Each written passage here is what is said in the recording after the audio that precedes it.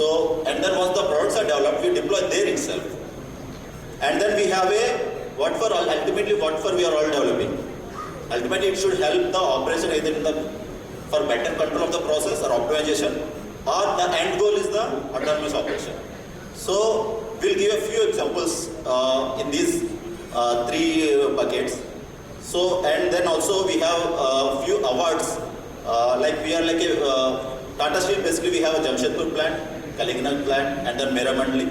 And also we have a Tata Metallics, Tata Steel Long Products, and all. So we have lighthouses, awards for TSK, TSJ, and then TSIC. And then we also awarded from the Gartner Industrial Leader in Digital Execution. And we are recognized as a Synergy in 2021 by during the data assessment. So what's our approach? How we develop, how we take a problem, how we develop it, what's the cycles involved during this. So normally we have a different brainstorming sessions, or also that we try to identify the emerging trends. And then we try to narrow down what are the areas which are applicable to the steel industry, and what are the current pain areas for the plant. And then we collaborate either internally, because automation is itself a technical team, or external, and then we develop a proof of concepts. Once the proof of concept is developed, and then we go for a product development, testing, and finally we deploy it. Once deployed, we take it as a horizontal deployment. For example, once the product is developed for the Jamshedpur plant, we deploy it for a Kalinganagar, Meramandali, and then other plants. So all this is the cycle we follow.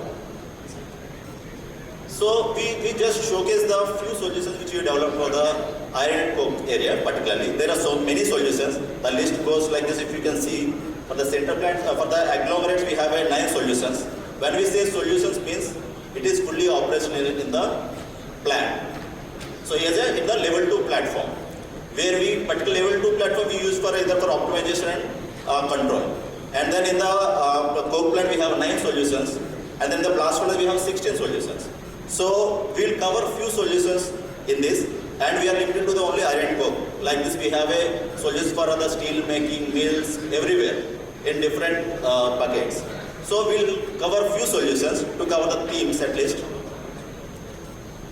For the sinter plant, let's say, as of now, earlier, before 2 years at least, we can say, the sinter plants, there we have 4 sinter plants. Each sinter plant has a different control room. But as of now, if somebody visited Tata Steel 1 year back, and now if you visit, all the control rooms has come out from the plant. We have a single control room, which is just located at the main entrance gate of the Tata Steel.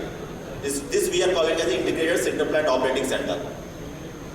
So all different plants are operating away from the plant, which have a different advantages. But the main thing, to operate a plant away from the controlling away from the plant, you need to be equipped with that, either both in the terms of technology and the solutions which can assist the operators with few manpower. They can operate the plant. So what are the solutions we have developed for the sinter plant, so that the very few people can operate the plant away from that without compromising on the production quality and the safety. For example, in the sinter plant we have few solutions we are given. One for the optimization, we have a digital base developed for the sinter plants, which basically which helps the operator in taking the better decisions. Some decisions, whether you believe it or not, most of the decisions are taken by the control room operators locally. Whatever you design, whatever the technology is there, they have a final say in some of the decisions. So if we can have a model which can use the knowledge of the operators and the data we have, and if we can form models which can assist them in the form of some optimization models, this is what you have to do in this situation. Then it will be there are different operators, everybody has a different skill set.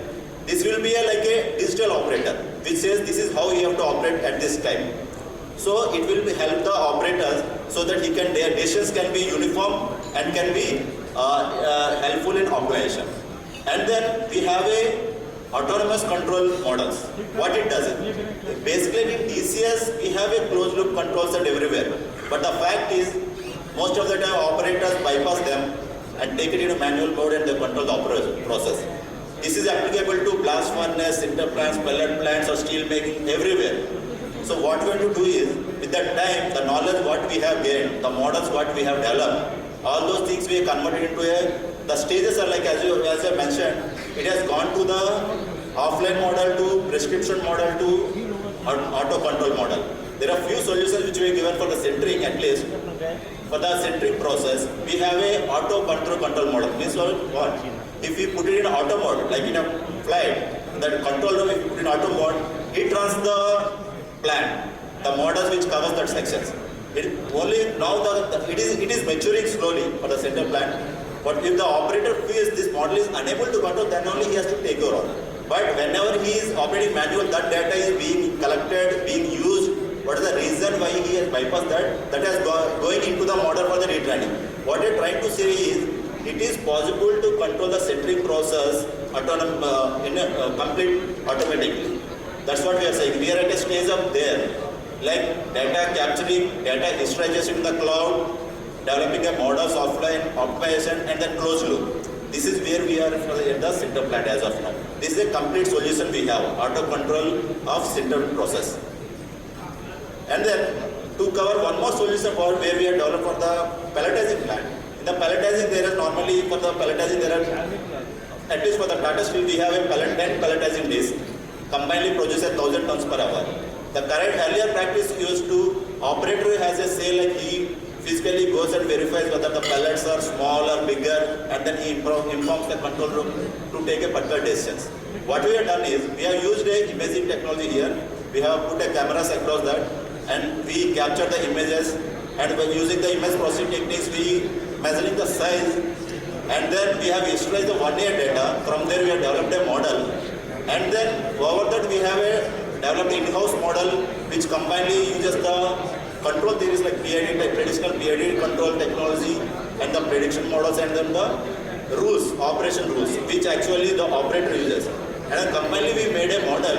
Now as of now, like if the current day stats are 80 to 90%, let's say nearly 21 hours per day, the entire pelleting operation is doing in auto.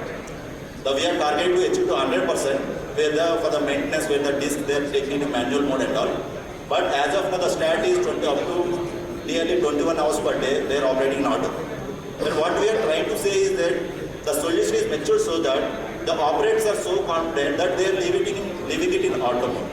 So this is one of the solutions we have developed for the pelletizing plant. So for every solution, the end objective should be either for the optimization or control. So we are only showcasing the solutions where the complete cycle it has passed and it is ready for a auto control mode. And then there is one more solution.